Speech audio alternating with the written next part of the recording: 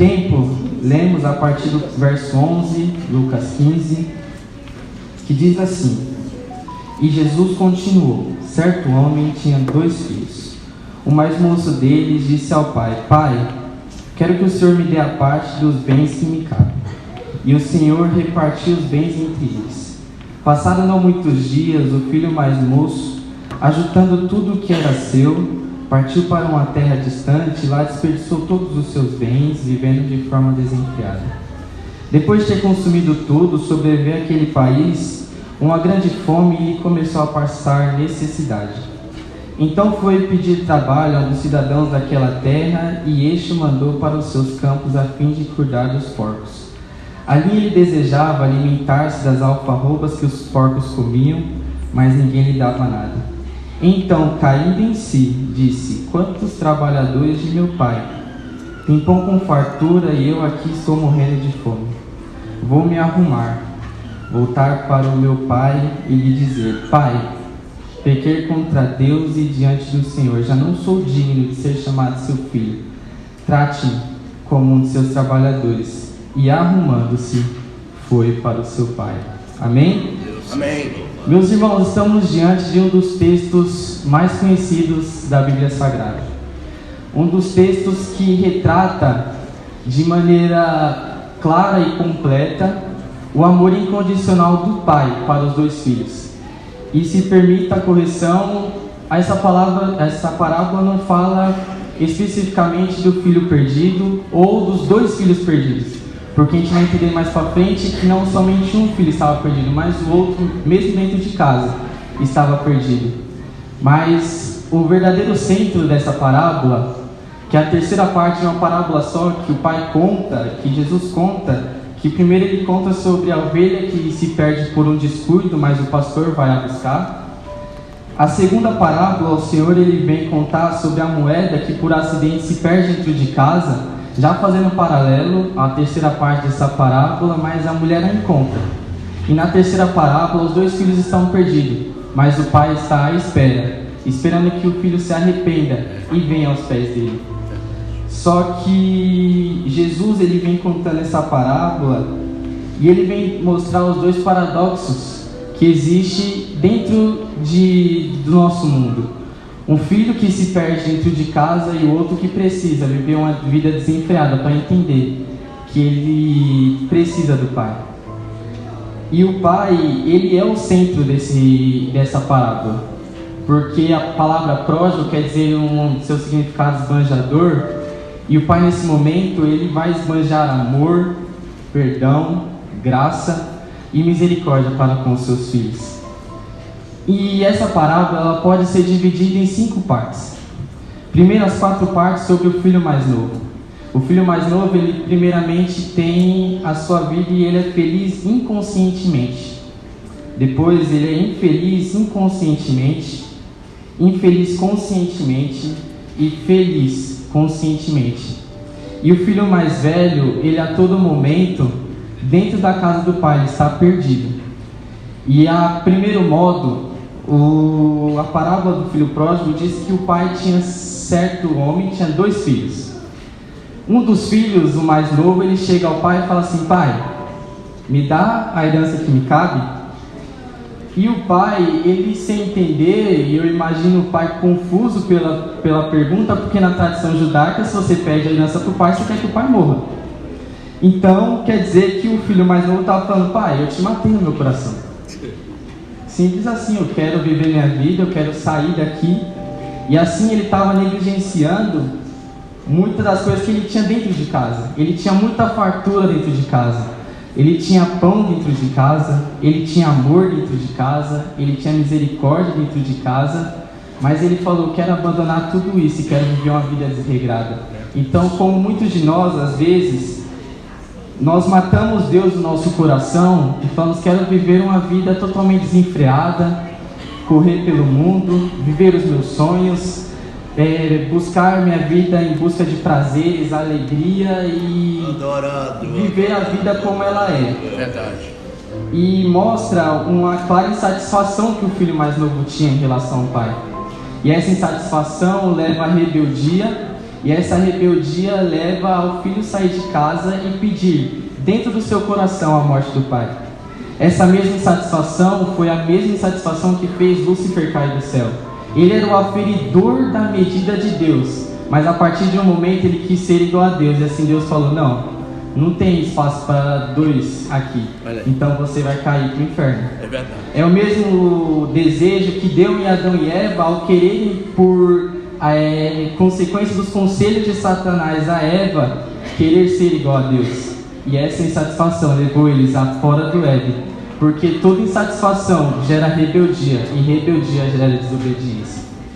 E assim ele não entendia que ele tinha que ter a suficiência no Pai.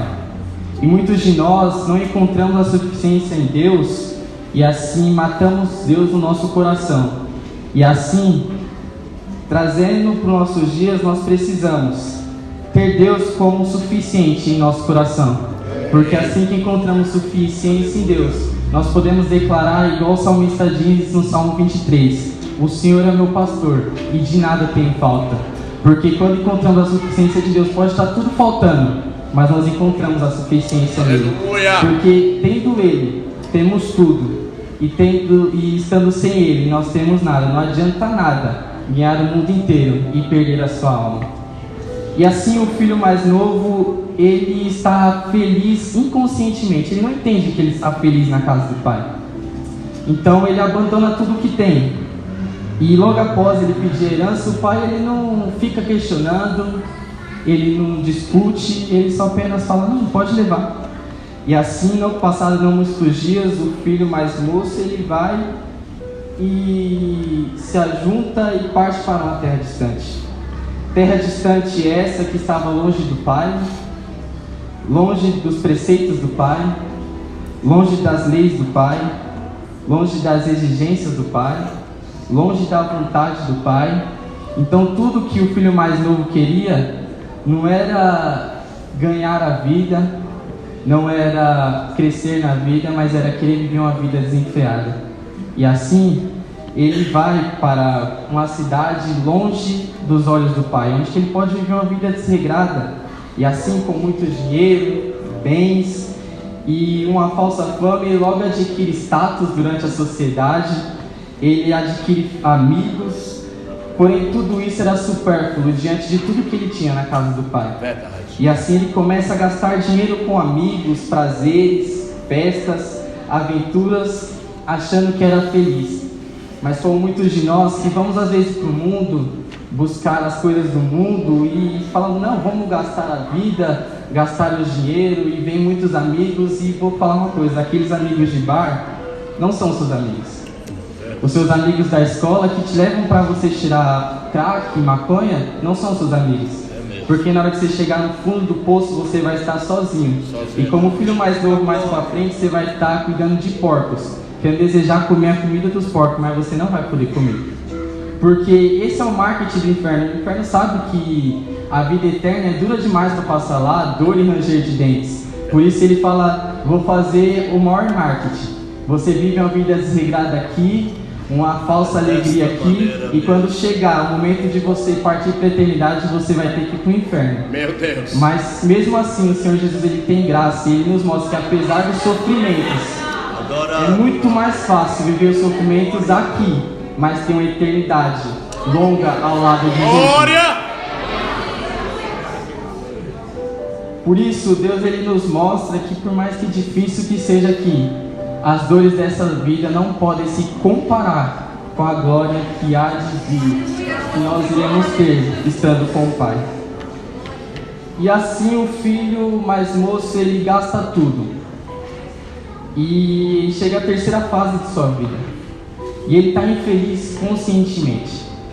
Ele gastando tudo, vivendo uma vida desregrada, depois de ter consumido tudo, sobreveio. E olha que engraçado, o texto ele não fala em que momento, mas vamos imaginar que assim, no momento que ele olhou para o bolso e falou: opa, não tem dinheiro, chegou a necessidade.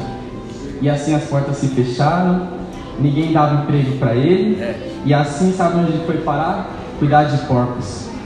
E segundo a tipologia bíblica, nessa parábola, o pai seria Deus, os dois filhos seriam nós, E o dono desse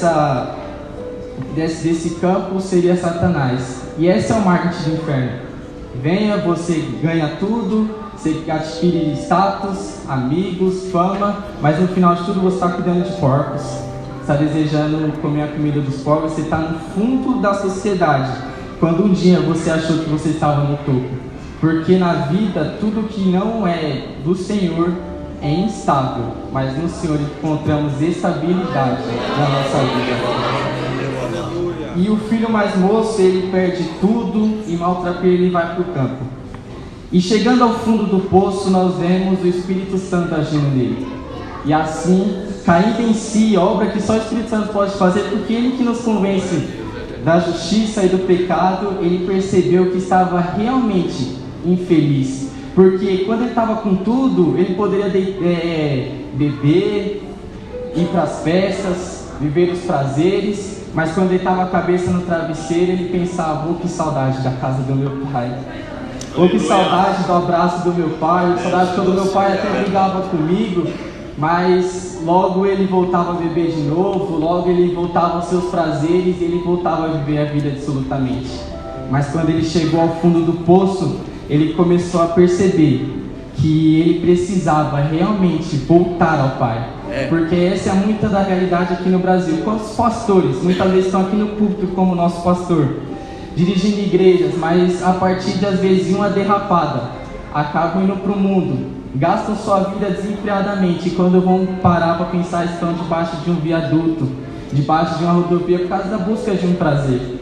Então o Senhor Jesus está nos trazendo a memória de que é mais fácil não viver os prazeres deste mundo, mas ter uma vida estável, tranquila, por mais lutas que passemos, mas poder um dia chegar ao Pai e ouvir o Senhor Jesus: vinde benditos de meu Pai, e tomai a terra.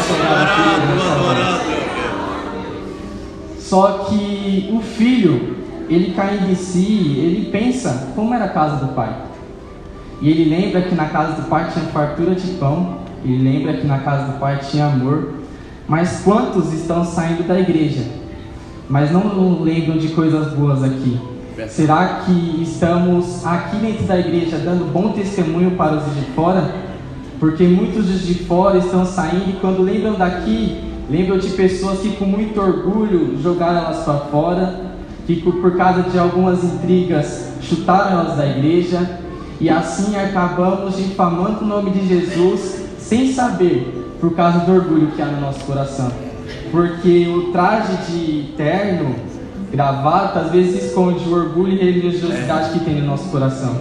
E a pior coisa é quando começamos a ser religiosos, porque começamos a machucar aqueles que estão chegando e não recebemos Ele com todo o amor que eles merecem. E assim o Senhor Jesus, Ele nos leva a entender que é para estarmos sempre mediante as suas ordens, e entender que precisamos sempre, nós todos, da misericórdia dele. E assim o filho mais novo, ao pensar na casa, ele caindo em si, ele diz assim: quantos trabalhadores de meu pai, no verso 17, tem pão com fartura e eu estou aqui morrendo de fome. Vejam que ele não está lembrando do pai, mas da casa do pai. Então ele ainda não se converteu totalmente, mas já é um passo. E assim ele fala assim: vou me arrumar, voltar para o meu pai e dizer: pai, pequei contra Deus e diante do Senhor, já não sou digno de ser chamado seu filho, trate-me como um de seus trabalhadores. E arrumando-se, foi para o seu pai. E ele ensaia tudo isso e volta para o pai. E assim ele começa a enfrentar o quarto estágio da sua vida, quando ele entende que ele é realmente feliz, porque ele começa a voltar para casa. E o texto diz que o pai estava à sua espera. Eu imagino o pai todo dia sentava no meio da estrada, e essa estrada simboliza Jesus, porque ele é o caminho, a verdade e a vida, e ninguém vai ao pai senão por ele. E assim ele senta na estrada e imagina ele falando: que dia que meu filho vai voltar? O filho saiu e ele está todo dia esperando: cadê meu filho voltar? Cadê meu filho? Cadê meu filho aparecer nessa estrada? E assim o Pai está à espera de você hoje. Cadê você? Eu estou te esperando para voltar aos meus braços. Eu quero te abraçar, eu quero te beijar, eu quero pôr anel no seu dedo, eu quero te devolver a honra de filho. Esquece esse negócio de ser trabalhador, você é o meu filho. você saiu daqui de casa como filho, mas eu te recebo como filho de novo. Graças a Deus. E assim o pai, ele está à espera. E o pai, de longe, o pai avista ele e se compadeceu dele e o amou.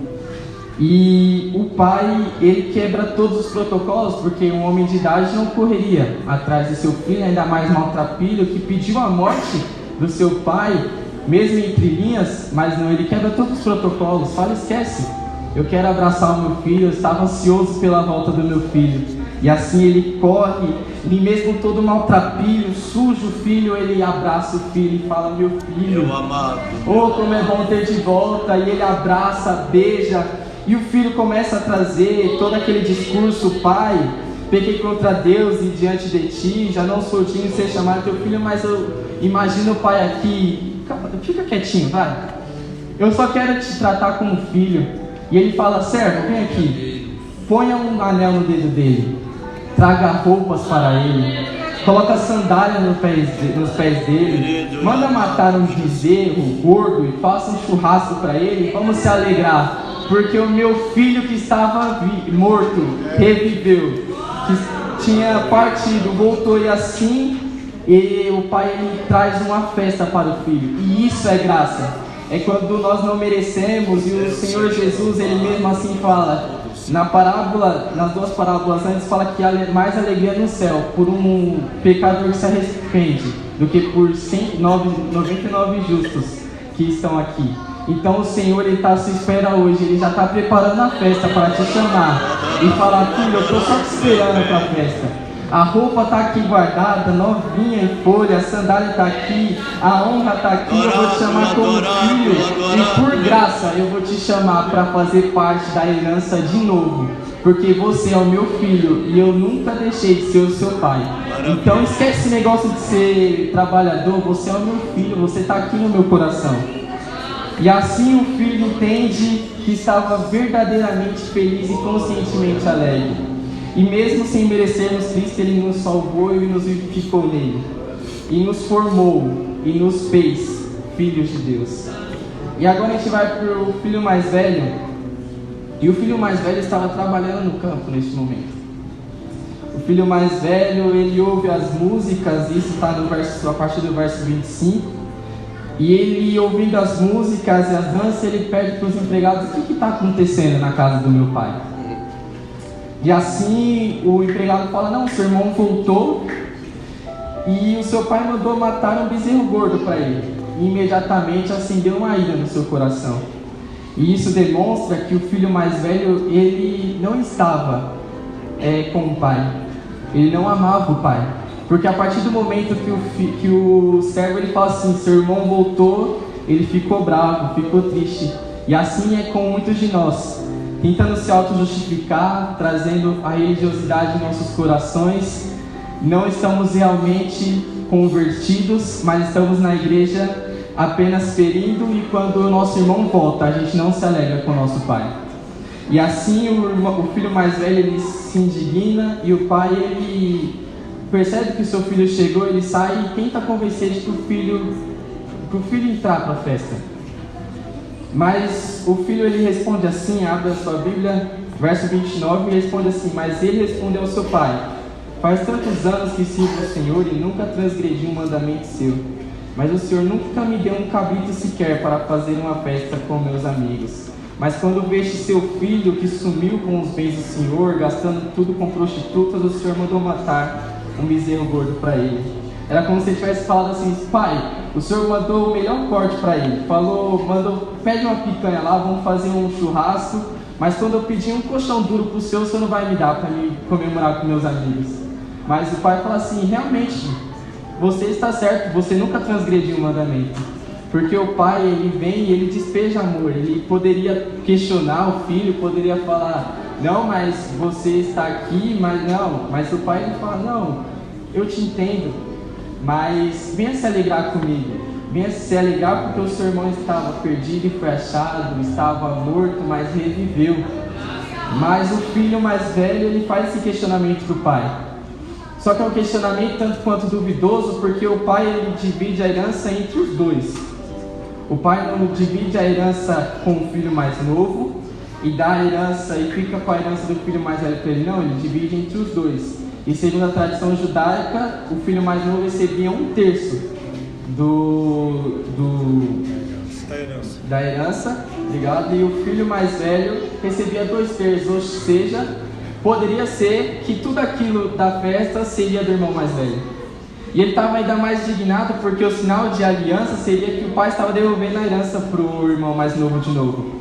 Então o irmão mais velho, ele demonstra a primeira coisa que ele está no seu coração, é que ele não transgride nenhum mandamento, mas transgride os dois principais. Primeiro, ele não ama a Deus de todo o seu coração, representado pelo pai. Sabe por quê? Porque a partir do momento que o filho mais novo volta, ele se indigna com o pai por causa que o filho mais novo recebeu todas as honras e ele não recebeu. Ele se sente auto-injustiçado, ele tenta se auto-justificar com muito orgulho, ódio no seu coração, raiva, e assim ele mostra e demonstra que ele não ama o pai de todo o coração. Porque se ele amasse o pai, ele teria se sentado, teria festejado com o pai. Mas o Senhor, ele entende isso. E ele não questiona em nenhum momento o filho. E assim demonstra que também o filho mais velho, ele além de se sentir injustiçado, ele se sentia melhor que o seu irmão. Porque o seu irmão volta e ele nem usa o termo, o meu irmão voltou. Não, ele fala, esse seu filho voltou. Porque ele não gostava do seu irmão. Ele entendia que seu irmão não era merecedor da herança de novo. Ele entendia que seu irmão não era merecedor das honras, seu irmão não era merecedor da festa.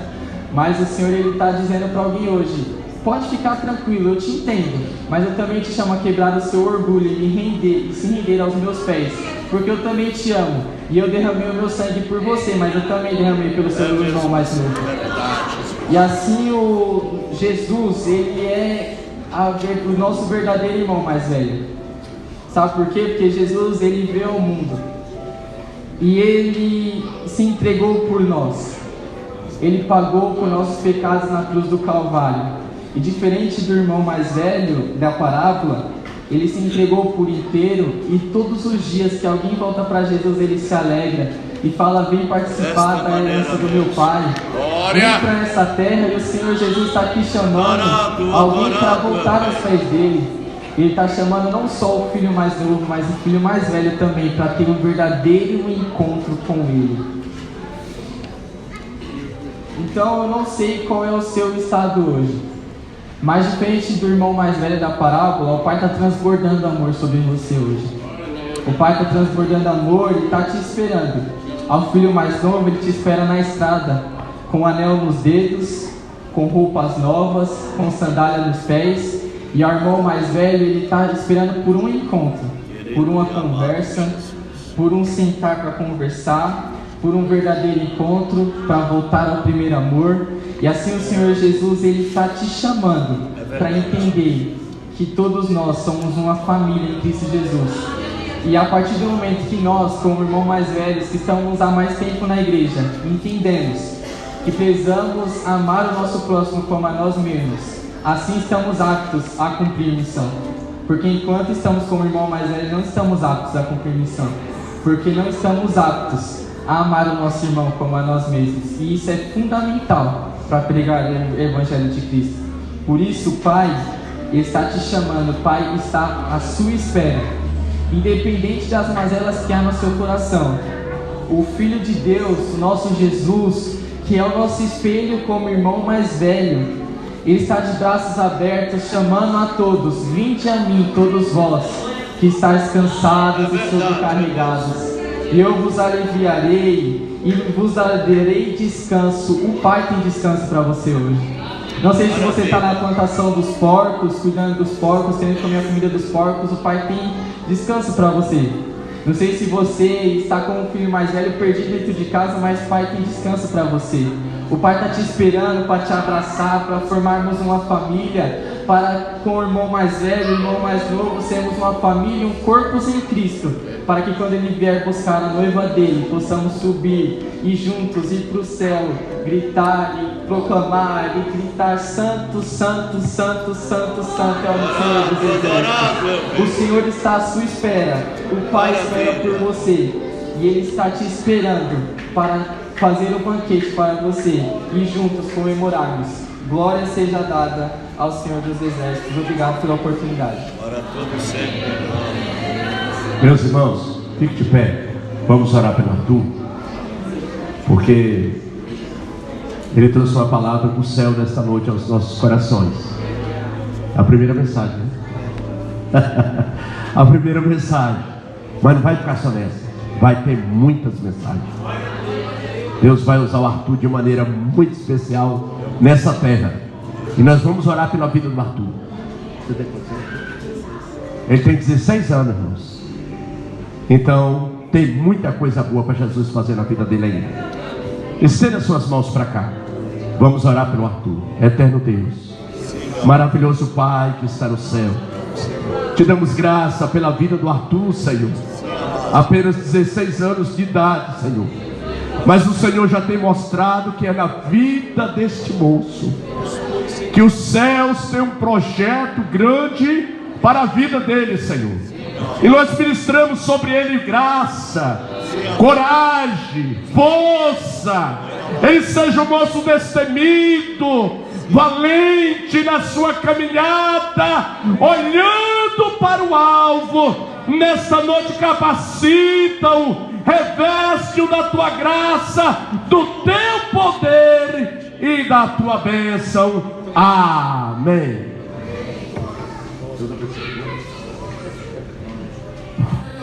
A sua vida, a qual você trouxe para si, em dia, Deus, nós confiamos, porque o Senhor é misericordioso.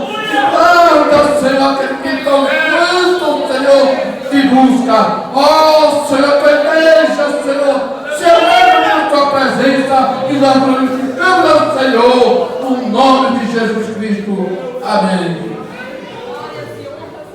Deus abençoe, deixa eu.